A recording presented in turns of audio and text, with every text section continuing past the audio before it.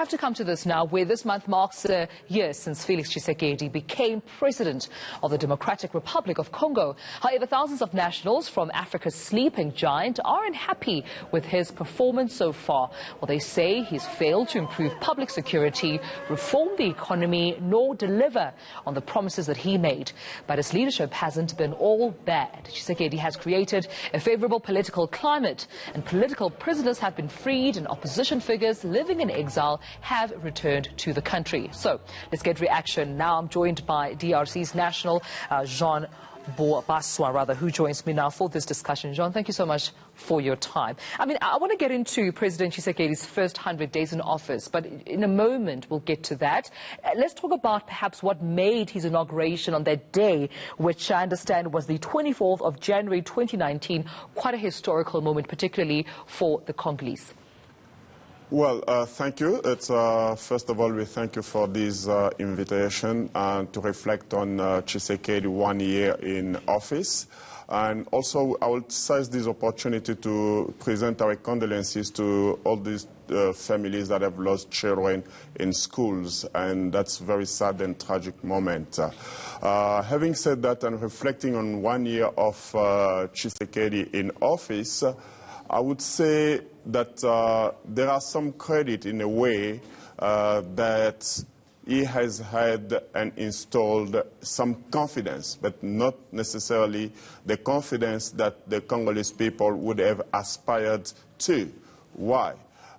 Because we still have some instability in the eastern side of the Congo, where militias are killing day in and day out. As I was coming here, there are news that the students in universities are toy-toying, so to say, because of the increase of the academic fees. The population is still unhappy because they do not get the salary. There are people that are not paid. So these are the figures that we can, but what we would say and maybe acknowledge is the fact that there are opposition political that have returned to the country. There are those that were freed from prison.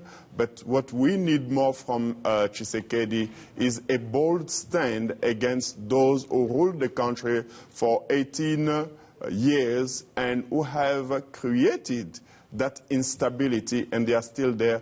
They need and they must be brought to justice and held accountable for what they have done to Congolese. So suppose it's fair to say that there have been mixed reactions towards Tshisekedi's first 100 years. Some feeling that, you know, some of the promises that he made, there are strides there, but some also feeling that perhaps he hasn't met the ideal expectations from some of the Congolese. But would you attribute those mixed feelings to perhaps his lack of political maneuvering? Because, you know, reports have continuously mentioned that the president cannot politically maneuver perhaps as freely as he would want.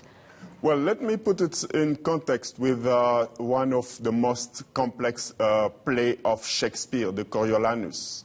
So Coriolanus was a character in Shakespeare's play who knew that he's going to failure. And when I'm saying he knew that he's going to failure, is the mere fact that Tshisekedi, by getting into a marriage, and I'm saying marriage, with Mr. Kabila, who was the former president, he would not have the time to maneuver the parliament, the judiciary, and all the measures that he wanted to implement, because Kabila is still there, is protecting himself. Right. There's no way Kabila could go, for instance, to France because he will be arrested. So the person who's protecting Kabila now, it's us, the Congolese that he has killed, the Congolese that he has suppressed the freedom of expression, which Tshisekedi is actually granting the people. When people are toy-toying now, there are no more deaths. There might be one casualty, which is normal in any country, but we don't have those mass killings that we had for the past 18 years. Yeah. So he has to stand strong, and he has been advised to do so, and cut the ties with the FCC. There's no revolution. There's no country that has been free without a proper revolution. This revolution, it's peaceful.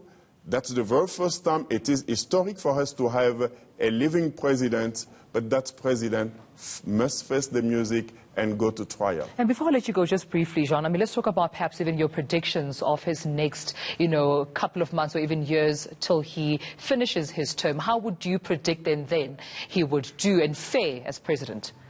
I would think that, and this is my suggestion, that might be not taken, but that's my opinion. I think there's the opposition. There are the Martin Fayulu and all these that did not succeed in the election, and they were unhappy, is to call a round table, him as a president, because that's the only solution to keep on the peace going, and the former president also to appear in trial.